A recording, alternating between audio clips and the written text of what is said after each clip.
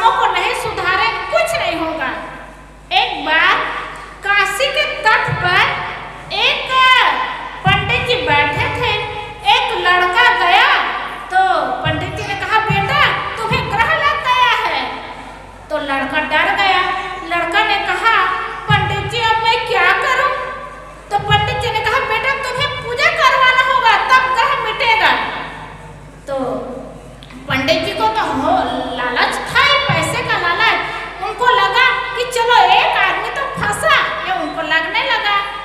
फिर उन्होंने कहा, लड़का ने कहा कि पंडित जी पूजा में क्या क्या करना होगा, कैसे करना होगा।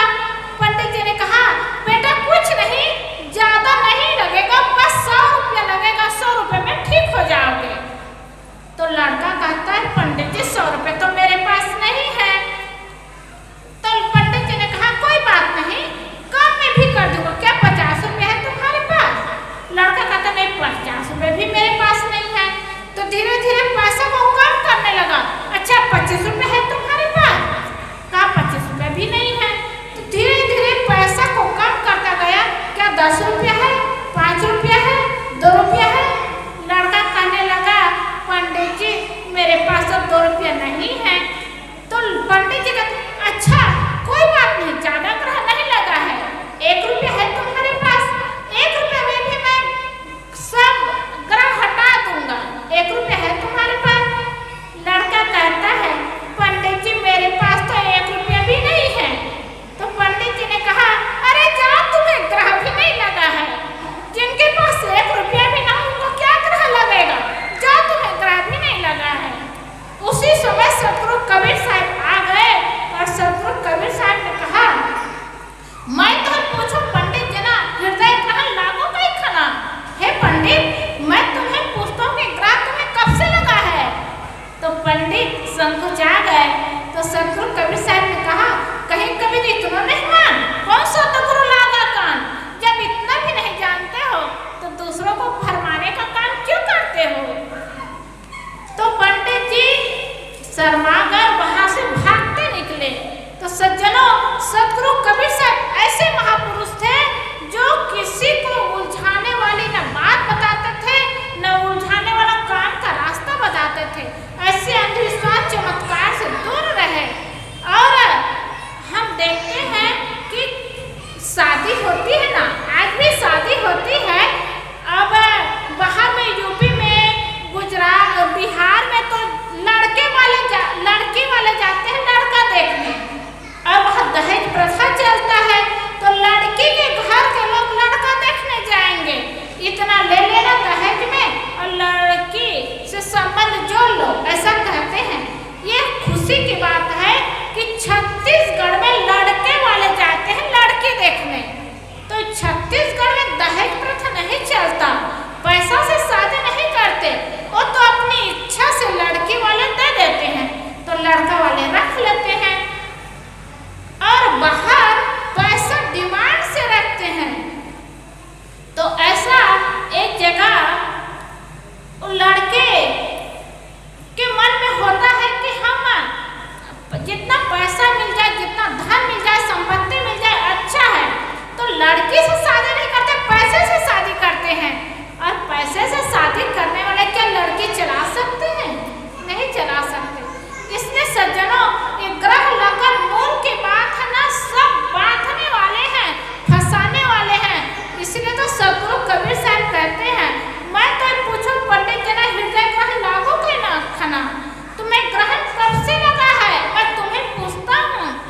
तो सतगुरु कबीर साहब हम लोग को सही ज्ञान दिए। और हम सब सज्जनों, केवल सतगुरु कबीर साहब बताए ऐसी बात नहीं है।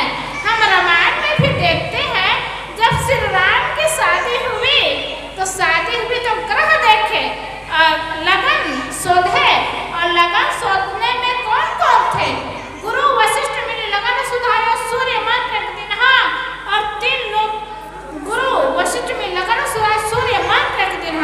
जब गुरु वशिष्ठ उनके लगन शोधे और सूर्य मंत्र दिए, और सतानंद जी महाराज जनक के पुरोहित रहे और विश्वामित्र रहे, 3 मूर्धान पंडित मिल करके लगन शोधे थे श्री राम के शादी करने के समय।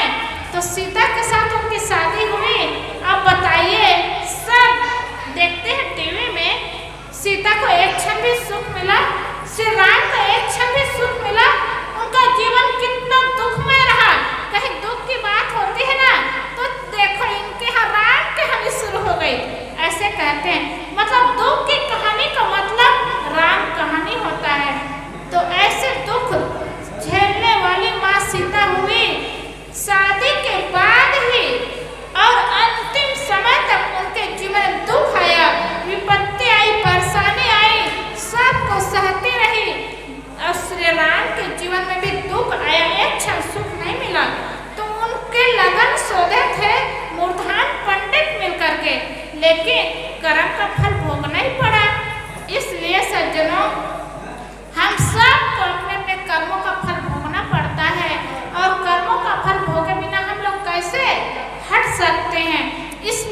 अच्छा कर्म करे, अच्छे मार्ग में चले, सही जीवन जिए। ये सही रास्ता है, सही ज्ञान है। इसलिए तो सदगुरु कबीर साहब कहते हैं, कबीर कमाई आपने निष्फल कभी न जाए, बोए पेड़ बबूल का आम कहाँ से खाए। अगर बबूल का पेड़ बोएंगे तो आम नहीं मिलेगा। इसलिए कबीर कमाई आपने निष्फल कभी न जाए। अपनी कमाई होती है ना, वो मिलता ही है, वो निष्फल नहीं जाता। इसलिए हम सबको भी सही मार्ग में चलना चाहिए, सही कर्म करना चाहिए, सही जीवन जीना चाहिए। ये जीवन की सफलता है। और ऐसा कर्म नहीं किए ना, किसी पंडित को दिखाए, पुरोहित को दिखाए, कहीं से उलझन में झंझट में फंस गए तो समझिए दुख तो हटेगा ही नहीं, मिटेगा नहीं, और भ्रम में हम पढ़ करके पैसा भी बर्बाद करेंगे। इसलिए हम सबको चाहिए कि अच्छा कर्म बनाएं, अच्छा जीवन जिए, अच्छा मार्ग अपनाएं। क्योंकि इस संसार से जाते हैं ना तो कुछ लेके नहीं जाते, आते हैं तब भी कुछ लेके नहीं आते। वो दिखने में आता है, सब जानते हैं। लेकिन सज्जनों, जो भी कर्म करते हैं तो संस्कारों की गठरी ले करके आते हैं, और संस्कारों की गठरी ले करके जाते हैं। और संस्कारों की गठरी में क्या क्या लेकर के आते हैं? 5 चीज लेकर के आते हैं। भागवत काल में कहते हैं, आयु कर्मम च वित्तम च विद्या निधनम च पच्चोत्तानि सृजन्ते गर्भस्थे देना। आयु, कर्म, धन, विद्या और मृत्यु, जीव अपने साथ में 5 चीज लेकर के आता है। इस संसार से भी जाते हैं तो 5 चीज लेकर के जाते हैं। जीव अपने साथ में आयु लेकर के आते हैं। हम जितने यहाँ बैठे हैं ना, अपने माँ के गर्भ में रहे तभी से आयु को लेकर के आए हैं। जैसे यहाँ आश्रम बनाने वाले अमृत गुरु जी चले गए, अपने माँ के गर्भ में रहे तभी 93 साल की उम्र को लेकर के आए थे। तो जो अपने साथ में आयु को लेकर के आते हैं, जो अपने साथ में कर्म को लेकर के आते हैं। कर्म को लेकर के कैसे आते हैं देखते हैं। एक बच्चा जन्म लेकर के आया है, अच्छे घर में जन्म लेकर के आया ना, तो उनके खुशी में उनके माता पिता संतों को बुलाते हैं, सत्संग कराते हैं। और वही बच्चा बड़ा होता है तो पिताजी की उंगली पकड़ करके सत्संग करने जाता है और सत्संगी हो जाता है, उनका कर्म बन जाता है। और एक बच्चा गलत घर में जन्म लेकर के आता है तो जन्म के खुशी में उनके घर के माता पिता जीव हत्या करते हैं, मुर्गा मारते हैं, बकरा मारते हैं, जीव हत्या करते हैं, मांस खाते हैं, शराब पीते हैं। वही बच्चा बड़ा होता है ना तो पिताजी की उंगली पकड़ करके कसाई खाना जाता है। देखिए कर्म कहाँ से शुरू होता है? जन्म से शुरू होता है। इसलिए अपने साथ में कर्म भी लेकर के आते हैं। आयु, कर्म, धन भी जीव अपने साथ लेकर के आता है। धन लेकर के कैसा आता है? जो गोदरेज में पैसा रखे रहते हैं ना, 2000 का नोट, 500 का नोट, ये लेकर के नहीं आता। क्या लेकर के आता है? संस्कारों में धन लेकर के आता है। वो कैसे लेकर के आता है?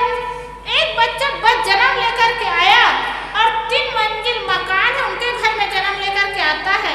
जन्म लेकर के आते वो घर का मालिक हो जाता है। उनके यहाँ 2 एकड़ जमीन है तो जमीन का मालिक बन जाता है। और एक बच्चा घर में जन्म लेकर के आता है ना, एकदम गरीब घर में जन्म लेकर के आता है, फुटपाथ में जन्म लेकर के आता है। माता पिता ठीक से उनको खिला नहीं सकते, उनको ठीक से सेवा नहीं कर सकते, पढ़ा नहीं सकते। और वही बच्चा बड़ा होता है ना तो शहर में क्या करते हैं? झिल्ली इकट्ठा करते हैं, छोटे छोटे बच्चे इकट्ठा करके बेचते हैं और बेच करके मिठाई खाते हैं। ऐसे गरीबी जीवन होता है, पेट भरने के लिए पैसा नहीं होता। तो जीव अपने साथ धन भी लेकर के आता है। जन्म लेते ही वो धनवान घर जन्म लेकर के आता है, धनवान कहलाता है। गरीब घर जन्म लेकर के आता है, छोटे से पढ़ाई लिखाई नहीं करता और गरीब कहलाता है। आयु, कर्म, धन, विद्या भी लेकर के आता है। विद्या लेकर के कैसे आता है? गुरुजी सबको एक जैसे पढ़ाते हैं। स्कूल में जाते हैं ना तो टीचर सबको एक जैसे पढ़ाते हैं। उसी ज्ञान को पा करके एक बच्चा 100 में 99% लाता है, 100% भी लाता है, इतना होशियार रहता है। और उसी क्लास में दूसरा बच्चा उसको 33% लाना भी कठिन हो जाता है और क्लास से निकल ही नहीं पाता, इतना कमजोर हो जाता है। तो ये पहले जन्म के कर्मों का फल होता है और विद्या पहले जन्म के अनुसार ग्रहण होता है। तो जो अपने साथ विद्या लेकर के आता है और जो अपने साथ मृत्यु लेकर के आता है। सज्जनों, जब मृत्यु का समय आता है ना, तो समय और स्थान निर्धारित होता है। जहाँ पर जिसकी मौत होनी होती है उसी समय उसी स्थान में होती है, उसको हम नहीं टाल सकते। हम मनुष्य जीवन में आयु और मृत्यु को बदल नहीं सकते, हटा नहीं सकते, लेकिन कर्म, धन और विद्या को बदल सकते हैं, क्योंकि मनुष्य जीवन कर्म भूमि का जीवन है। हम कर्म को बदल सकते हैं, सुधार सकते हैं और जीवन को सुंदर बना सकते हैं। इसलिए कर्म बिगड़ा हुआ है तो बना सकते हैं, धन नहीं है तो बहुत मेहनत करके धनवान बन सकते हैं, विद्या नहीं है तो विद्वान बन करके और पढ़ाई करके विद्या प्राप्त कर सकते हैं, इसको पा सकते हैं। लेकिन जन्म और मृत्यु को बदल नहीं सकते। हम सब जन्म लेकर के आए हैं, मृत्यु की गोद में जाना ही पड़ेगा, हम सब मरेंगे। लेकिन मरने से पहले अपने कर्म को सुंदर बना ले, अपने जीवन को सुंदर बना ले, जन्म को सुंदर बना ले तो जीवन सफल हो जाएगा। इसलिए सदगुरु कबीर साहब कहते हैं, मनुष्य जन्म अनमोल है, मिले ना दूजी बार, पक्का फल जो गिर पड़ा मिले ना दूजी बार। अगर पक्का पेड़ से फल गिर जाता है तो फिर लगता नहीं है। सदगुरु कबीर साहब तो समझाने के लिए पक्का फल कहते हैं, कच्चा फल भी पेड़ से गिर जाए ना तो लगेगा नहीं। वैसे ये जीवन है, जीवन से शरीर छूट गया, मौत हो जाने के बाद फिर से हम जीवन नहीं पा सकते और जीवन समाप्त हो जाने के बाद हमारा कर्म भी समाप्त हो जाता है। इसलिए जब हम लोग को सुंदर जीवन मिला है, बुद्धि है, ज्ञान है, परिवार वाले साथ दे रहे हैं, हम लोग का सौभाग्य है, इसलिए जीवन को सुंदर बनाएं, कर्म को सुंदर बनाएं, अच्छा कर्म करें। और हम ज्ञान नहीं प्राप्त कर सकते तो संत महात्मा हमारे दरवाजे में आकर के हमारे आंखों की पट्टी खोलते हैं, हमें ज्ञान की बात बताते हैं और ज्ञान का रास्ता बताते हैं। तो सज्जनों, हम सही रास्ता में चल करके सही जीवन जी करके जीवन को सफल बना सकते हैं, जीवन को महान बना सकते हैं। सदगुरु कबीर साहब भी इस धराधाम में आए थे जन्म लेकर के और 625 साल हो गया, तब भी उनका नाम अजर अमर हो गया। और भजन की कहते हैं ना, जब तक सूरज चांद रहेगा गुरु कबीर का नाम रहेगा, जब तक मिट्टी पानी है गुरु कबीर की वाणी है। सदगुरु कबीर साहब ऐसे अजर अमर हो गए, उनका नाम अजर अमर हो गया, नाम से नहीं हुआ, उनके कर्म से हुआ। और इस धरती में आकर के भी अपने नाम को अजर अमर कर लिए। उनके माता पिता का पता नहीं और नीरो और नीमा पाए थे और पाले पोसे पढ़ाए लिखाए गरीब जोलाहा। उनके माता पिता को कौन जानते, नीरो और नीमा को, एक गरीब रहे, जोलाहा रहे। लेकिन सदगुरु कबीर साहब महान हुए तो उनके माता पिता का नाम भी अजर अमर हो गया, उनका नाम भी अजर अमर हो गया। इसलिए ऐसे महापुरुष को हम लोग याद करते हैं तो बहुत बड़ी सीख मिलती है, हम लोग को ज्ञान मिलता है। जिस जीवन में हम लोग आए हैं, जैसे आए हैं, अपने कर्म को अच्छा बना करके हम लोग अच्छा जी सकते हैं, अच्छा रह सकते हैं, अच्छा जीवन बना सकते हैं। जिस घर में आए, जिस परिवार में आए, जैसे भी रहे, जहाँ भी रहे, अपने कर्म को सुंदर बनाए, सही मार्ग में चले तो जीवन सुंदर बनेगा, सुखमय बनेगा। सदगुरु कबीर साहब को याद करने का यही लाभ है। एक भजन गायक लोग आए थे तो एक शब्द कहे थे, सदगुरु कबीर को न माने सदगुरु कबीर की माने। बहुत अच्छी बात कहे, सदगुरु कबीर को न माने, सदगुरु कबीर की जय जयकार करे, ये सदगुरु कबीर को मानना है। और सदगुरु कबीर की मानना मतलब सदगुरु कबीर जो ज्ञान की बात बताए हैं उसको मानना, सदगुरु कबीर की मानना है।